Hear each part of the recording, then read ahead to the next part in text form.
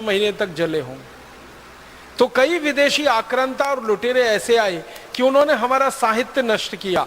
कई विदेशी आक्रांता और लुटेरे ऐसे आए जिन्होंने हमारा साहित्य लूट लिया, और कई आक्रांता और विदेशी ऐसे आए जिन्होंने हमारे साहित्य में तोड़ मरोड़ करके उसको ऐसा प्रस्तुत कर दिया कि वो हमको सबसे ज्यादा खराब दिखता है। जैसे वेदों की बात करें, हमारे जो मूल वेद है ना, वो भारत में अभी हम ढूंढने निकले तो मुश्किल से मिलते हैं। जब भी कहीं भारत में वेद की कोई प्रतिलिपि मिलती है और उसके बारे में छानबीन की जाती है तो पता चला वो मैक्स मूलर रचित है। और मैक्स मूलर एक ऐसा व्यक्ति था जो भारत के बारे में जानना तो चाहता था लेकिन आया कभी नहीं इस देश में। अपने घर में बैठे बैठे भारत के बारे में जो कुछ मिल गया उसको ज्ञान, वो उसने लिख दिया।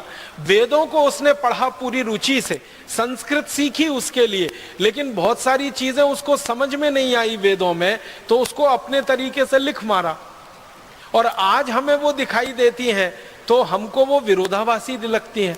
वो विरोधाभासी होने का कारण ये है कि मूल ग्रंथों के साथ छेड़छाड़ कर दी हमारे लोगों ने, शास्त्रों के साथ छेड़छाड़ कर दी, ज्ञान के भंडार के साथ छेड़छाड़ कर दी। अगर हमारे मूल ग्रंथ वेदों को हम देखें और मैक्स मूलर रचित वेदों को देखें, या हमारे मूल दूसरे शास्त्रों को देखें, अब जैसे मैं एक उदाहरण देता हूं, जो हमारी मूल मनुस्मृति है उसको हम पढ़ें और अंग्रेजों द्वारा तैयार की गई मनुस्मृति को पढ़ें, दोनों में जमीन आसमान का अंतर।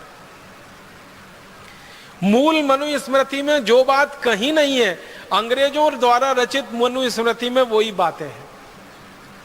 याज्ञवल्क्य संहिता में न्याय सिद्धांत के बारे में जो बातें हैं मूल ग्रंथों में, अंग्रेजों ने एक याज्ञवल्क्य संहिता तैयार की, उसमें बिल्कुल उल्टा लिखवा दिया।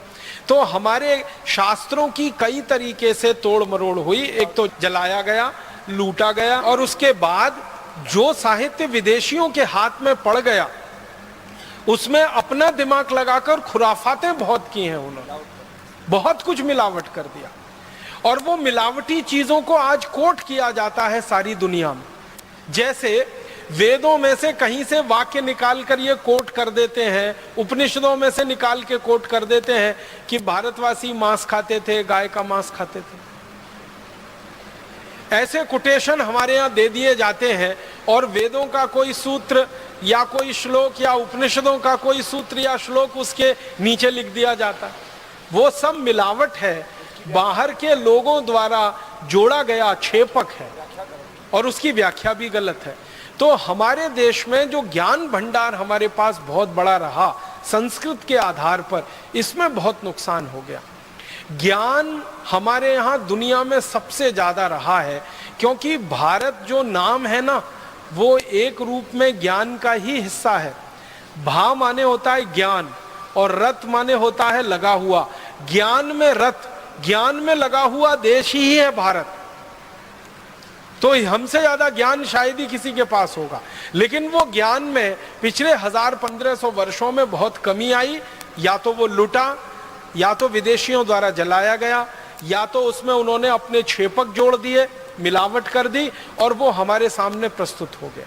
ये आज हम सब भारतवासियों के लिए बहुत बड़ी चुनौती का काम है, बहुत बड़े शोध का काम है कि जो हमारे मूल शास्त्र रहे हैं, मूल हमारे ग्रंथ रहे हैं, और जो मूल ज्ञान की बातें रही हैं, उनको पुनर्खोज करके देश के सामने प्रस्तुत किया जाए, ताकि ये जो मिलावट वाला हिस्सा है ये दूर हो सके और हमको शुद्ध ज्ञान मिल सके। चेले और चेलियां तो हमारे दादा दादी ही थे, नाना नानी थे, वो ऐसे ही दाल पकाते थे।